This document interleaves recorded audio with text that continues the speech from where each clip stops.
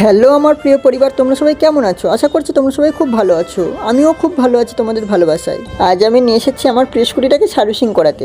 দীর্ঘদিন সার্ভিসিং না করায় আমার স্কুটিটা ধুলো ময়লায় ভরে গিয়েছিল, তাই চলে এলাম ছোটবেলার বন্ধুর বাইক গ্যারেজে। আমার এই ভাইটি আমাকে খুব ভালোবাসে, আর ভাইটির বাড়ি আমাদের বাড়ির কাছাকাছি। ছোটবেলা থেকে খেলাধুলো করে বড় হওয়া আমাদের, আমরা একই সাথে একই স্কুলে পড়াশোনা করেছিলাম।